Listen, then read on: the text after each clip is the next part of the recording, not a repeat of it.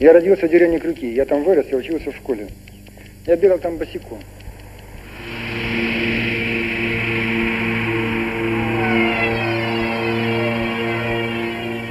Так вот, деревня Крюки – самое сильное загрязнение в Белоруссии. Там волосы дыбом стоят и щелкают от радиации. И вот я был там недавно, еще раз. Это надо самому увидеть. Я понял, что я потерял родину навсегда, потерял, понимаете? Надо прочувствовать. Помнить, когда ты вот босиком бегал, здесь жил, и видишь совсем не то, и понимать, что ты это уже никогда не будешь. Ты навсегда это потерял. Так мы все потеряем вот так, понимаете? Я это понимаю. Не только Крюки, не только Брагинск район, на всю страну, всю планету, понимаете?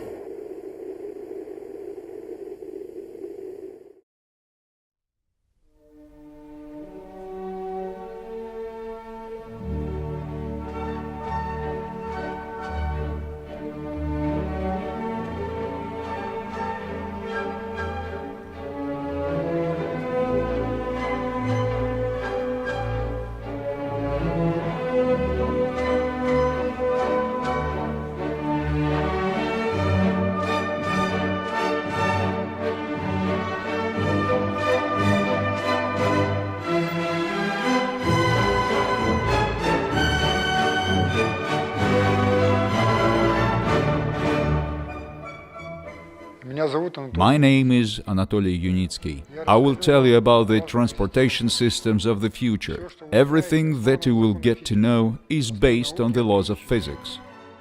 I devoted 50 years of my life to creating a theory of transport and infrastructure complexes that are optimum from the viewpoint of the science and the world around it. The team I gathered in the Republic of Belarus today embodies this transport already in metal and composites. The technology developed by us will ensure the transition of humanity to a fundamentally new stage of civilizational development in the near future.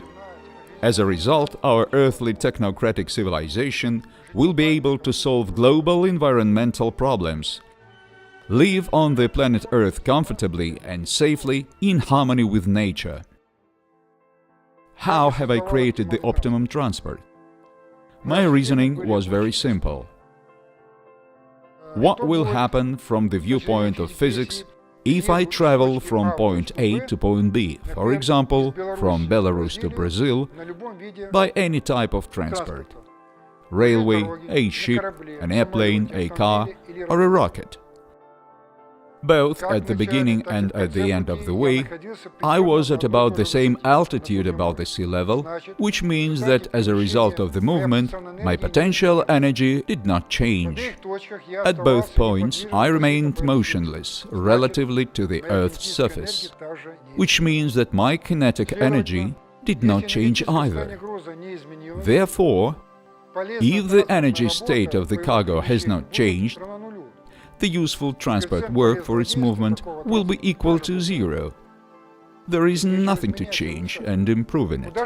It turns out that 100% of the energy in any mode of ground transport is spent not on moving, but on fighting with the environment and destroying it. To improve transport, it is necessary to minimize these energy losses. For high-speed vehicles with speeds above 350 km per hour, the main factor is aerodynamic drag. More than 90% of the energy losses when driving is spent to overcome it. Skyway has achieved great success, primarily in the field of aerodynamics. The drag coefficient of our railcar, called Unibus, is 7 times lower than that of Bugatti. It is 0.06. The optimum aerodynamic shape of Unibus is determined on the basis of dozens of blowdowns in a wind tunnel, starting from 1995.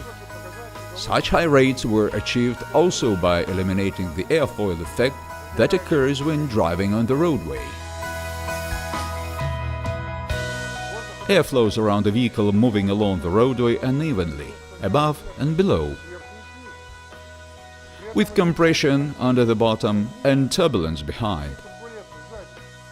But if you raise the vehicle high above the roadway, As it is done in the skyway transport, aerodynamics improve immediately by 2.5 times. Our rolling stock moves along string rails that do not create an airfoil effect. In fact, they are stretched through the air. In addition, the land under skyway routes remains untouched. Forests will continue to grow on it, agriculture will be maintained, the natural soil hydrology will be preserved, and the migration routes of animals will remain. Issues of harmony with nature, technically implemented in the skyway transport, are relevant today as never before.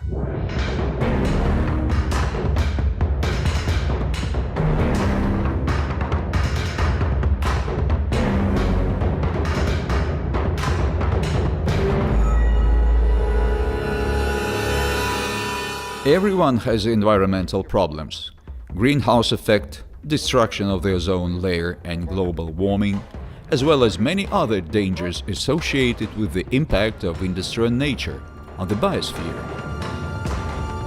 The current environmental crisis is a natural result of human experience accumulated in the process of interaction with nature. The population of the planet is increasing, and the level of its consumption is growing. The modern world has consumed such an amount of natural resources during 15 years that has been used by mankind for all the previous time of its existence. We live in debt and deplete the planet, consuming more than the Earth can give us.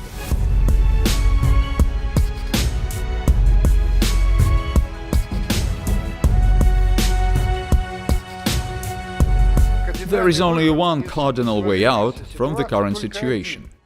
It is necessary to provide the Earth's technosphere with an ecological niche outside the Earth's biosphere. This step will ensure preservation and development of the biosphere according to the laws and directions formed over billions of years of evolution, as well as the harmonious interaction of the community of people as biological objects with the biosphere. There is no such ecological niche for the technosphere on Earth, but it is available in space, very close, at the distance of some 100 kilometers and more from the surface of the planet, where there are ideal conditions for most technological processes.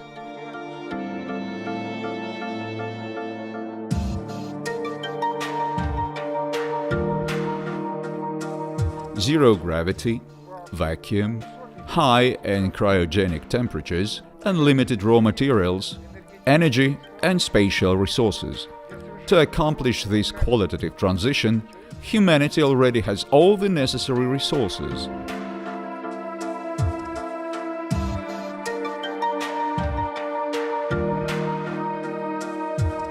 The solution proposed and implemented today in the framework of the Skyway project was first announced by me in the early 80s of the last century and became widely known in the USSR.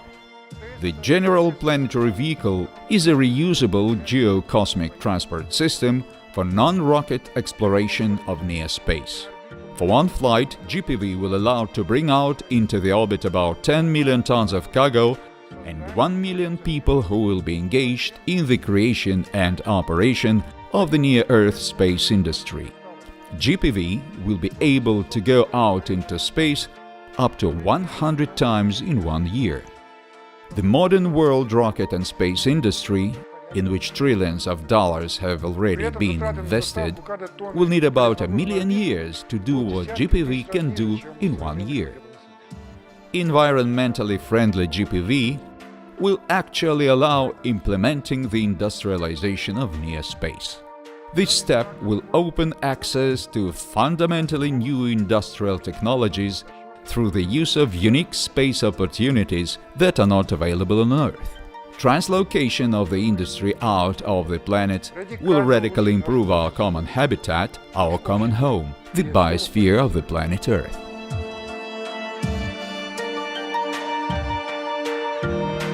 The technological basis for the erection of the launch overpass will be the Skyway systems that will make it possible to obtain profits from the project at the initial stages of its implementation by transporting passengers and cargo on the planet's surface.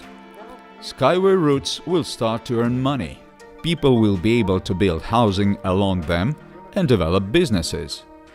The skyway transport and infrastructure complexes will give impetus to the development of previously undeveloped lands.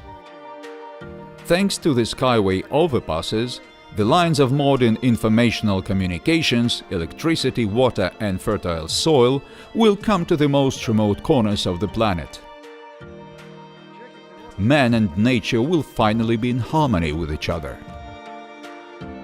The ideas that have changed the world in the past have always seemed fantastic and unreal to contemporaries, but they took on a real embodiment with the efforts of engineers. We have not inherited the earth from our ancestors. We have borrowed it from our descendants. We are obliged to work out this debt. Otherwise, we will not have the future for all of us.